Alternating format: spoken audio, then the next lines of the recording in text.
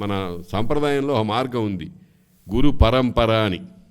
వ్యాసం వశిష్ఠ నప్తారం శక్తే పౌత్రం అకల్మషం పరాశరాత్మజం వందే సుఖతాతం తపోనిధిం అని అంటారు. వ్యాసుల వారిని ఒక కేంద్ర స్థానంగా తీసుకున్నాం మనం. వ్యాసుల వారు ఎటువంటి వారు? వశిష్ఠ నప్తట, వశిష్ఠుల వారి మునిమనువుడు. నప్త అంటే మునిమనువుడు, తండ్రి, తాత, ముత్తాత. వ్యాసుల వారి ముత్తాత వశిష్ఠుడు. వశిష్ఠుల వారి కొడుకు శక్తి, ఆయన వ్యాసుల వారికి తాతగారు. శక్తే పౌత్రం అకల్మషం పరాశర ఆత్మజం, పరాశరుడు తండ్రి, ఆ పరాశరుని కుమారుడు. ఇట్లాగా వెనక 3 తరాలు చెప్పి ఆగిపోలే. 5వ తరం చెప్పాడు, సుఖతాతం. సుఖబ్రహ్మకు తాత, తండ్రి అయినటువంటి వాడు. ఇది గురు పరంపర. అంటే భాగవతం అనేటువంటిది కూడా ఆ రకంగానే ఎక్కడ పుట్టింది? నారాయణ సమారంభాం, శ్రీమన్నారాయణుడి దగ్గర నుంచి పుట్టింది. దాన్ని మొట్టమొదటిగా నేర్చుకున్నవాడెవరు? బ్రహ్మదేవుడు. ఆ బ్రహ్మదేవుడి నుంచి ఎవరికి వచ్చింది? నారదుడికి వచ్చింది. నారదుడి నుంచి ఎవరికి వచ్చింది? శుకుడికి వచ్చింది. వ్యాసుడికి వచ్చింది. వ్యాసుడి నుంచి శుకుడికి వచ్చింది. ఇది ఒక వరుస. నారాయణ, బ్రహ్మ, నారదుడు, వ్యాసుడు, శుకుడు. శుకుడి నుంచి పరీక్షిత్తు విన్నాడు. ఆ సుఖ పరీక్షిత్ సంవాద ప్రాయమైనటువంటి భాగవతం ఇప్పుడు మనకు దొరుకుతోంది. దీని అసలు స్వరూపం నారాయణుడి దగ్గర నుంచి ప్రారంభమైంది. అందుకనే మన వాళ్ళు ఎప్పుడూ కూడా ఈ పరంపరను చెబుతూ ఉంటారు. పెళ్ళిళ్ళల్లో కూడా చూడండి, ప్రవరలు చెబుతూ ఉంటారు. ఫలానా వాడి మునిమనువడు, ఫలానా ఆయన పౌత్రుడు, ఫలానా ఆయన పుత్రుడు, ఈ కుమారుడు లక్ష్మీనారాయణ స్వరూపుడైనటువంటి వరుడు అని గోత్రం చెబుతూ ఉంటారు. గోత్ర ప్రవరలు చెబుతూ ఉంటారు. అమ్మాయికి కూడా అట్లాగే చెబుతూ ఉంటారు. ఎందుకనంటే వీళ్ళ లక్షణాలన్నీ కూడా వీళ్ళు ఆ పూర్వీకుల లక్షణాలన్నింటినీ కూడా తమలో పొందుపరచుకొని జీవితాన్ని గడపాలి అని ఉద్దేశం. అది ఏదో లాంఛనంగా చెప్పేస్తున్నాం, కానీ మనం ముత్తాతను గురించి స్మరించాము అంటే ఆ ముత్తాత గుణాలన్నింటినీ కూడా మనలో నింపుకోవాలి అని ఉద్దేశం. తాతగారి గుణాలన్నీ మంచి గుణాలు. వేదాంతంలో ఆ మాట కూడా చెప్పారు. మాలో ఉండేటువంటి మంచి గుణాలు మాత్రమే మీరు స్వీకరించండి, మాలో ఒకవేళ ఏదన్నా బలహీనతలు ఉంటే వాటిని వదిలిపెట్టేసేయండి అని కూడా చెప్పారు. వేదంలోనే చెప్పారు ఆ మాట.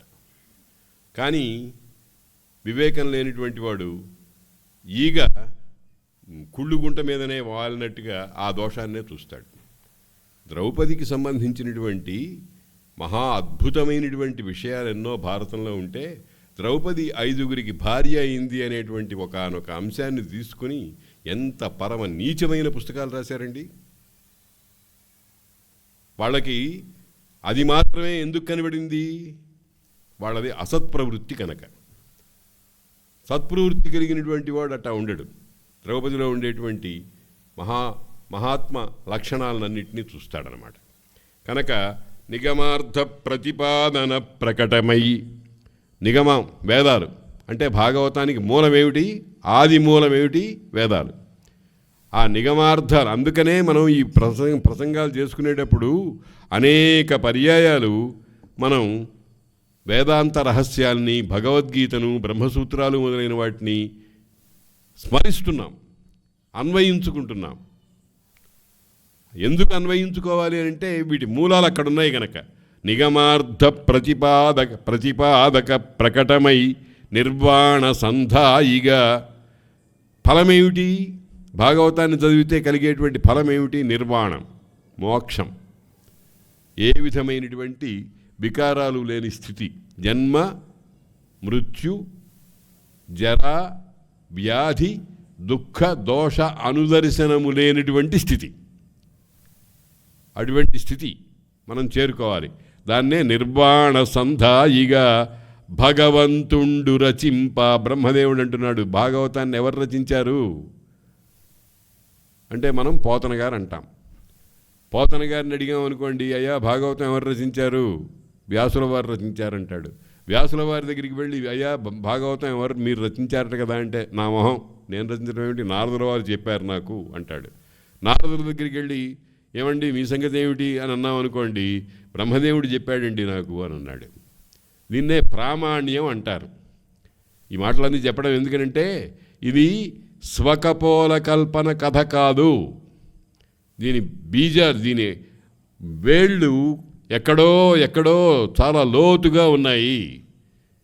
ఆ బ్రహ్మదేవుడి గారిని అడిగితే, నాకు మా తండ్రి భగవంతుడు నారాయణుడు చెప్పాడండి అని అన్నాడు. కాబట్టి సర్వమునకు ఆది కారణమైనటువంటి ఆ నారాయణుడు చెప్పినటువంటిది కనుక దీన్ని పరమ ప్రమాణం అంటాం. పరమ ప్రమాణం, దీనికంటే ప్రమాణం లేదు. దీన్ని కూడా ఆక్షేపించేవాడు ఉన్నారు. ఏదో మీరు చెబుతున్నారండి అట్టగా, ఏది సాక్ష్యం, దీనికి సాక్ష్యం ఏమిటి అని అంటే మనం ఏం చెబుతాం? దానికి కొంచెం వాళ్ళ ధోరణిలోనే సమాధానం చెప్పాల్సి వస్తే, మీ తండ్రి అని ఏది నీకు సాక్ష్యం అని అడగాల్సి వస్తుంది. అది కొంచెం అసహ్యంగా ఉంటుందనుకోండి, నాకు తెలుసును. కానీ ఇక్కడ శంకించవలసిన అవసరం లేని చోట శంకిస్తే మనం ఏం చేయాలి? వాడికి ఏ విధంగా సమాధానం చెప్పాలి? దాన్నే శబ్ద ప్రమాణం అంటారు. శబ్ద ప్రమాణం అంటే ఏమిటంటే ఆప్తవాక్యం, ఋషులు, తల్లిదండ్రులు, గురువులు చెప్పినటువంటి మాటలు. దాని మీద మనకు మహాప్రామాణ్య బుద్ధి ఉండాలి.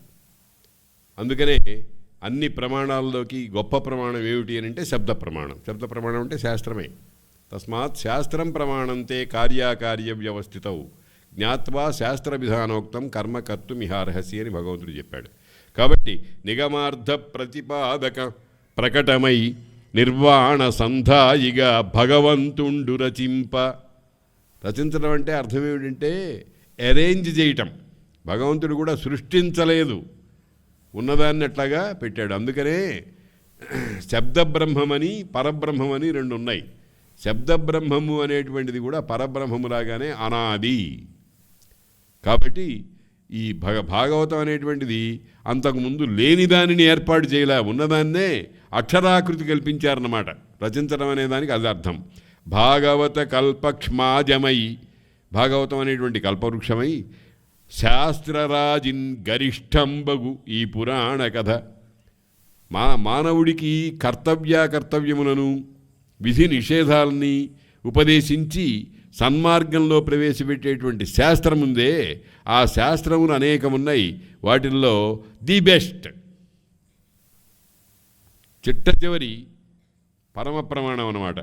గరిష్టంబగు ఈ పురాణ కథన్ సంక్షేపంబుగా చెప్పి 4 ముక్కల్లో చెప్పానయ్యా నీకు. కట్టే కొట్టే తెచ్చా అన్నట్టుగా చెప్పాను నీకు. రామాయణం అంతా వాడు అట్టగే చెప్తారంటారు కదా, 3 ముక్కల్లో చెప్పాను. కట్టే వారధిని కట్టాడు, కొట్టే రావణాసురుడిని కొట్టాడు, తెచ్చే సీతామ్మవారిని తెచ్చాడు. అయిపోయింది రామాయణం. 3 ముక్కల్లోనూ చెప్పచ్చు, 24,000 శ్లోకాల్లోనూ చెప్పచ్చు. రామాయణాన్ని ఎంతోమంది ఎన్నో రకాలుగా రాశారు. వాల్మీకి దాన్ని 24,000 శ్లోకాలుగా రాశారు. ఒక్కొక్క 1000కి ఒక గాయత్రి మంత్రము ప్రాణభూతంగా మొదలు నిలిపారు అని పరిశీలించారు. గాయత్రి రామాయణం అని ఒకటి ప్రసిద్ధంగా ఉంది. కాబట్టి శాస్త్రరాజి గరిష్టంబగుని పురాణ కథ. పురాణ కథ అంటే కల్పిత కథ అని అర్థం కాదు. ఎక్కడ దీని మూలముందో తెలియని కథ అని. పురాణము అనే శబ్దానికి అర్థం ఏం చెబుతారంటే పురాపి నవం, చాలా పాతదైనా కొత్తగా ఉండేది అని.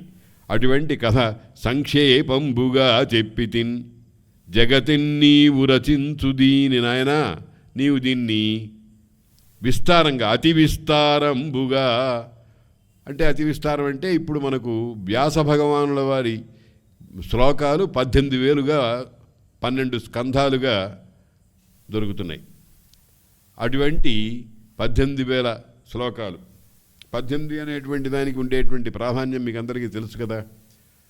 కాబట్టి అతి విస్తారంబుగా పుత్రక, మా అబ్బాయి మా చిన్న నాయనే అని బతిమాలి పుత్ర అంటే కుమారుడు, పుత్రక అంటే చిన్నివాడు.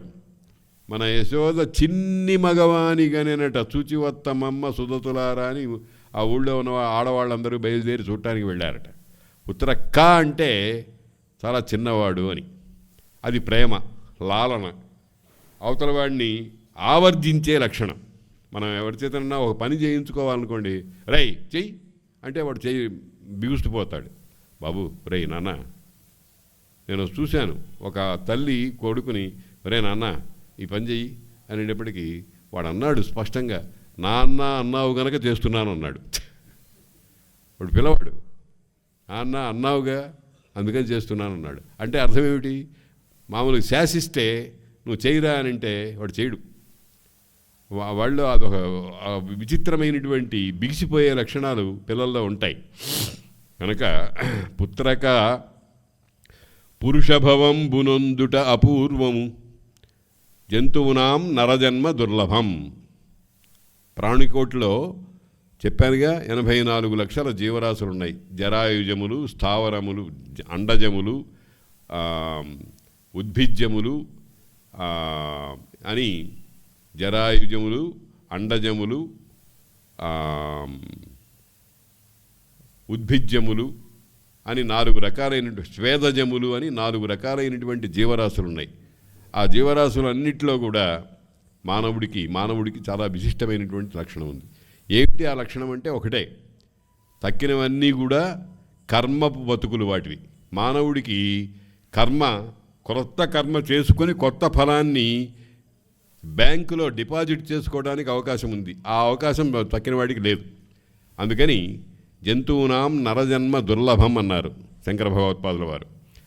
పురుషభవంబునొందుట అపూర్వము, చాలా గొప్ప విషయం.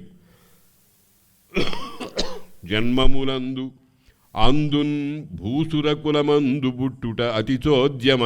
అందులో కూడా బ్రహ్మజ్ఞాన సంపన్నులైన వాళ్ళ ఇంట్లో పుట్టడం అనేటువంటిది ఇంకా విలక్షణమైనటువంటిది. అంటే ఏమిటన్నమాట అర్థం? ఏ గూటి చిలుక ఆ గూటి పలుకులే పలుకుతుంది అని లోకంలో సామెత ఉంది. వాళ్ళ సంస్కారాన్ని బట్టి వాళ్ళు అలా మాట్లాడుతూ ఉంటారు. వాళ్ళ మాటల్లో ఆ సంస్కారం అనేటువంటిది తెలిసి వస్తుంది. ఒకడు అమ్మగారు అంటాడు, అమ్మ అంటాడు భక్తితో. మరి చాలా చనువు ఉన్న చోట ఇంకా కొంచెం రకంగా వెళ్తాడు. ఇంకొకడు వాళ్ళ అమ్మో అంటాడు.